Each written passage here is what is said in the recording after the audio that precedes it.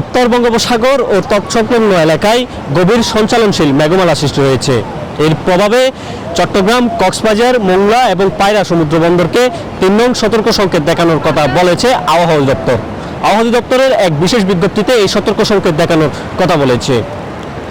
এই ৩ নং সতর্ক সংকেত প্রভাবে এই 4টি সমুদ্র বন্দর সহ উপকূলীয় এলাকায় ঘন্টায় ৪৫ কিলোমিটার বেগে ঝড়ো হাওয়া বয়ে যেতে পারে বলে জানিয়েছে আবহাওয়া অধিদপ্তর। এবং সেই সাথে উত্তর বঙ্গোপসাগরে অবস্থানরত সকল ধরনের নৌযানকে উপকূলের কাছাকাছি থেকে চলাচল করতে বলা হয়েছে।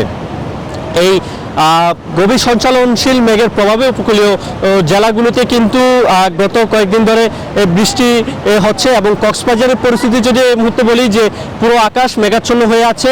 গতকাল থেকে কক্সবাজারে গুঁড়ি গুঁড়ি বৃষ্টি চলছে এবং উপকূলের কাছাকাছি যে এলাকাগুলো রয়েছে সেখানে কিন্তু মাঝে মাঝেই দমকা হাওয়া বয়ে যাচ্ছে। এবং আরও যেটি জানিয়ে রাখি যে এ মাসের শেষ নাগাদ একটি ঘূর্ণিঝড় কিন্তু সৃষ্টি হতে পারে এবং সেই সম্ভাব্য ঘূর্ণিঝড়টির নাম দেওয়া হয়েছে ঘূর্ণিঝড় মান্তা।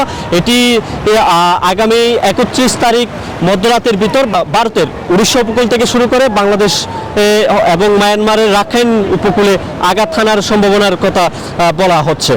কানাডা প্রবাসী আবহাওয়াবিদ মুস্তাফা কামাল পলাশ তিনি তার ব্যক্তিগত ফেসবুকে যে স্ট্যাটাস দিয়েছেন সম্ভাব্য ঘূর্ণিঝড় মান্তা নিয়ে, সেটি হচ্ছে যে আগামী ২৮ মে নাগাদ সাগরে একটি লঘুচাপ সৃষ্টি হবে। লঘুচাপটি পর্যায়ক্রমে নিম্নচাপ, গভীর নিম্নচাপ এবং ঘূর্ণিঝড় মান্তায় রূপান্তরিত হবে এবং যেটি ধারণা করা হচ্ছে এটি একটি দুর্বল ঘূর্ণিঝড় হতে চলছে, যেটি ভারতের উড়িষ্যা, বাংলাদেশ এবং মিয়ানমারের রাখাইন উপকূলে আঘাত হানার সম্ভাবনার কথা সবচেয়ে বেশি ধারণা করা হচ্ছে। এবং এই যে সম্ভাব্য ঘূর্ণিঝড়, এই সম্ভাব্য ঘূর্ণিঝড়ের কারণে কিন্তু উপকূলের যারা বাসিন্দা রয়েছে তাদের মধ্যে কিন্তু আতঙ্ক দেখা দিয়েছে। আপনাদের জানিয়ে রাখি যে কক্সবাজারের মহেশখালী এবং কুতুবদিয়া কিন্তু বেড়িবাঁধগুলো বেশ দুর্বল এবং ছোটোখাটো যে কোনো ঘূর্ণিঝড়ের পরবর্তী যে জলোচ্ছ্বাস, সেই জলোচ্ছ্বাসে কিন্তু এই উপকূলীয় এলাকার অনেক এলাকায় কিন্তু পানিতে তলিয়ে যায়।